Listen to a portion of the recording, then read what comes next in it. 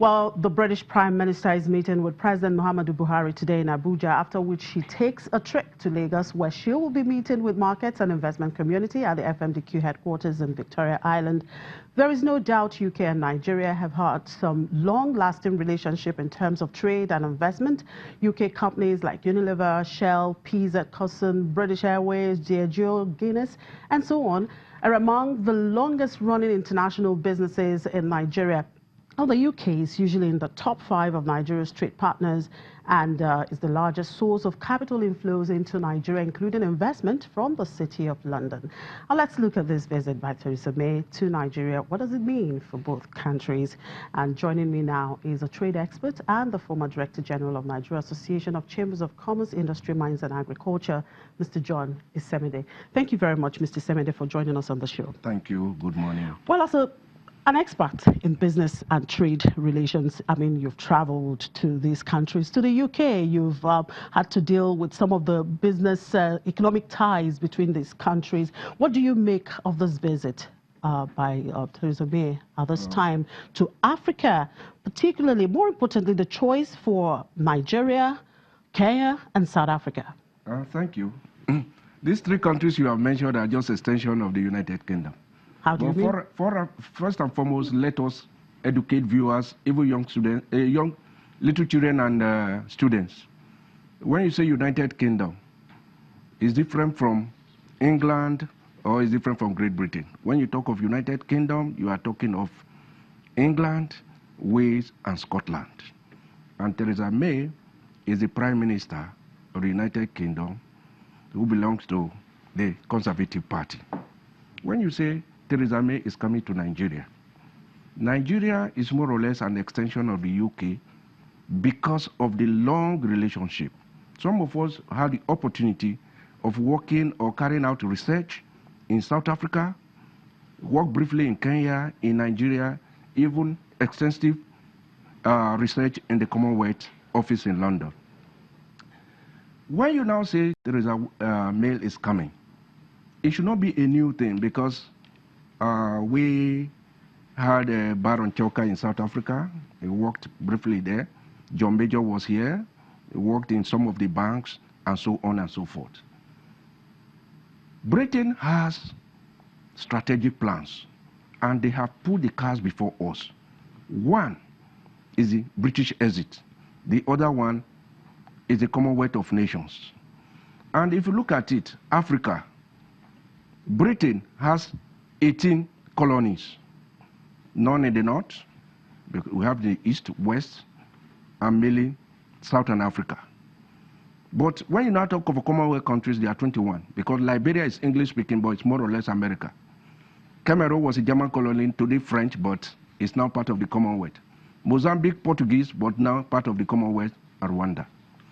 So Kenya has been more or less an extension, because if you go to Kenya, that the time we were working in Kenya, at the island of Kericho, where we import tea from, because the tea that we drink here comes from Kenya, but it's carried the brand label of London. South Africa is where we have more British investment of British people. So it's a privilege for out of 18 or 21 that is visiting 3 of us. If we look at it, it's coming to Nigeria to discuss with Mr. President, which is okay, that is at the government level. It's coming to the stock exchange. With the plans Britain has put on ground, and the £4 billion they want to give to the continent of Africa, what has the private sector put on ground? Because the Prime Minister is not even seeing them.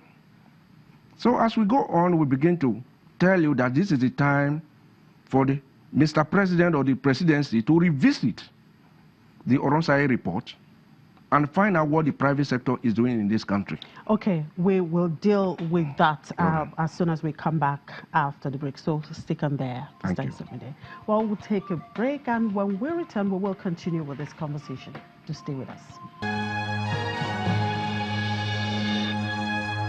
Welcome back. We're still looking at Theresa May's visit to Nigeria, and I still have Mr. John Isemide, a trade expert, still here with me.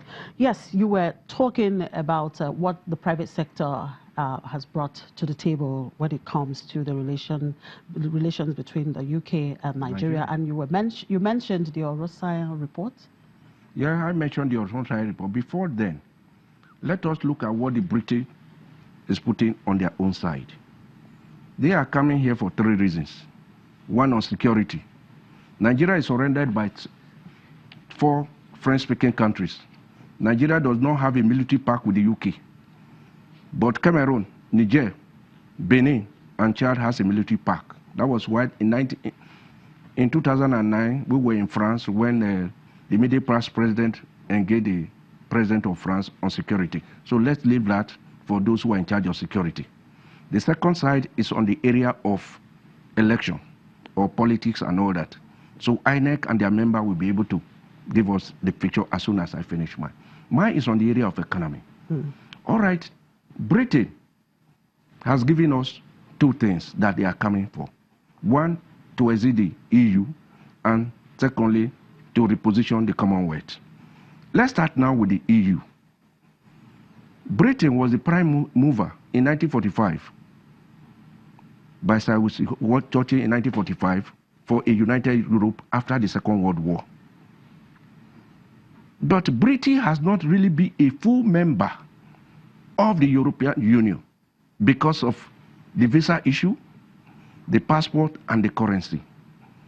So that let us hang there. The strategy is that Britain want to maximize whatever, because you use opportunity. In trade, there is what we call comparative advantage or comparative advantage. I've said it earlier that Britain has 18 colonies in Africa, but 21 Commonwealth members. Is that not an opportunity? Is that not a market? All right, Britain joined the EU in 1971. But at inception, there were only 5 or 6. Germany, at that time, there were 2 countries, West and East. It was only West Germany, France, Belgium, Luxembourg, and France. That was the Treaty of Rome. But by the time Britain joined in 1971, it was not in full membership. Now Britain has looked at it. It is better and easier for us to have a wider market of over 2 billion members of the Commonwealth than to stay with less than 400 million members of the EU. For the EU members, how many of them have colonies? Portugal does not have more than 3 or 4 colonies in Africa. France has 18 colonies, but if we have to remove Congo DRC because that is a Belgian colony. So if you now look at the EU, what is the volume of trade within the European Union? It's about 70%. In Africa, it's little or not about 14%. In West Africa, it's a little above 5%. So Britain has now said that if we leave the European Union, it's not the first time. In 1985, under Article 7, Iceland was allowed to leave. But Britain, to leave the EU has been as far back as 1992.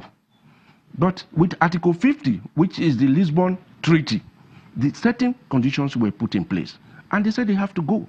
And if they have to go, they cannot sit down there. Last year, I did a lot of research on this, even at the Commonwealth Office, to look at the benefits and all. And I came up, if Britain should leave the EU, there is going to be some headache or some dislocation on our own side. But what are we putting on ground?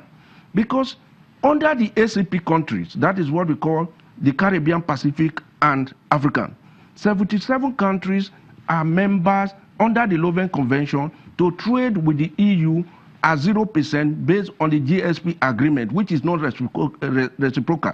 That if I give you this cup free and I'm taking this paper from you, if I don't pay duty because I'm a third world country, in order for me to compete at the global affair, because in international business, there is no home advantage. The only thing we talk about is geographical barriers and agreements.